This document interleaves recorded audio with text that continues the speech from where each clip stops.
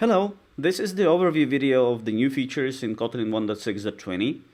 In this release we have context receivers, definitely non-nullable types, hierarchical structure support for multi-platform projects, various performance improvements, and more.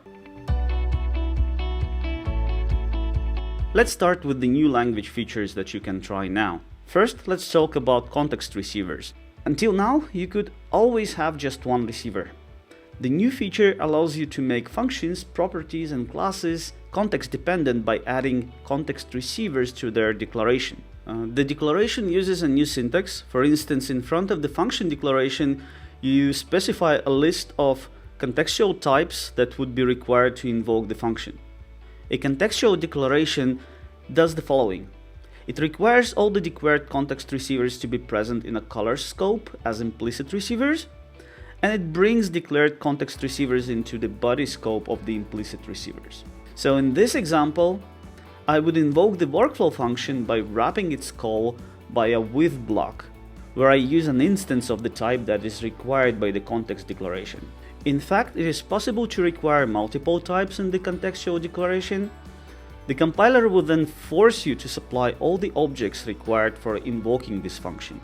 The feature looks simple, but it's not immediately obvious where it could be useful. For instance, we could use it for building DSLs. In this example, I add the context declaration to the functional literal, which is used as a parameter for the function. I can then supply the context objects for invoking this block, and the users of my DSL would then invoke the workflow function without supplying the context objects, and the elements that are provided by the context classes would appear in the autocompletion within the lambda block that we supply as parameter to this function. Similar to the lambda with the receiver feature, but for multiple types. Another use case is better scoping of the extension functions. In this example, I added an extension to the integer type. It is possible to just declare the top-level function extension, but this is not a very good idea to pollute the global scope like this. Instead, we would usually declare such extension within a class where we want to use it. But what if we can't change the class? For instance, it comes from a third-party library. In this case, we could use the new context declaration to control the scope of this extension. To enable context receivers in your project, you need to add -x context receivers compiler option. By the way, Sebastian has made a great video about context receivers, so if you're curious to learn more about this new language feature, make sure to check that video later. When integrating with some Java libraries, we found that in some edge cases, there is a mismatch between the declaration of the generic parameter and an override in Kotlin in regards to nullability. To provide better interoperability when extending generic Java classes and interfaces, Kotlin 1.6.20 allows you to mark a generic type parameter as definitely non-nullable on the use side with the new syntax. Consider we have a Java interface, JBox, with a generic type, but the interface method requires a parameter of the same type to be not null. If I try implementing this Java interface in Kotlin, I will see the following warning. The compiler will tell me that this function has incorrect nullability in its signature, and the quick fix for this problem suggests that I need to declare the generic parameter as a subtype of any to ensure that it's not null. This is a good solution, but it means that we cannot use nullable types with this class at all.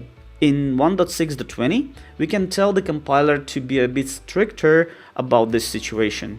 The compiler will say that the put method overrides nothing, and we can use the new syntax for the generic type used in this function to say that it's definitely not null. We continue improving the new JVM IR backend compilation time. In this new release, we added the experimental JVM IR backend mode to compile the files in a module in parallel. This can improve the total compilation time by up to 15%. And you can enable this new experimental compiler mode with the -x backend threads compiler option, where you supply the number of threads used for the compilation. Another interesting feature is the support for callable references to functional interface constructors. This feature adds a source-compatible way to migrate from interface with a constructor function to a functional interface. With callable references to the functional interface constructors, this code can be replaced with just a functional interface declaration, and it will work as if the constructor function is still there. So if in your code you were using references to the functions, you would not have to change anything, the code will still work the same way. The Kotlin native team was working on the implementation of new memory manager, and in 1.6.20 we announced that the new memory manager is now in alpha status. The new memory manager eliminates the differences between the JVM and native platforms to provide a consistent developer experience in multi-platform projects. For example, you will have a much easier time creating new cross-platform mobile applications that work on both Android and iOS. In Kotlin 1.6, instantiation of annotation classes became stable for Kotlin JVM and Kotlin JS. So in 1.6.20, we deliver support for Kotlin native for the same feature. We have continued the work on the experimental interoperability with Swift's async and await, available since Swift 5.5, and in Kotlin 1.6.20, it differs from the previous versions in a way that it works with suspend functions with the unit return type. Previously, such functions were presented in Swift as async functions returning Kotlin unit. However, the proper return type for them is void, similar to non-suspending functions. Also, Kotlin native is now able to produce detailed stack traces with the locations and line numbers for better debugging of Linux and Android native targets. This feature uses lib-backtrace library under the hood. Take a look at the following code to see an example of the difference. So you can see previously we didn't have that much information in the stack trace, and now you get all the file names, locations, and line numbers in this trace. Previously, Android native executables in Kotlin native were not actually executables but shared libraries that you could use as a native activity.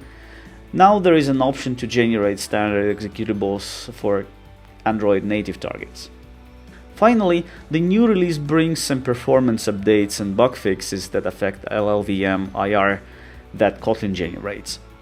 According to the benchmarks on our internal projects, the execution time was reduced by 15%, the code size for the binaries was reduced by 20%, and the compilation time improved by 26%.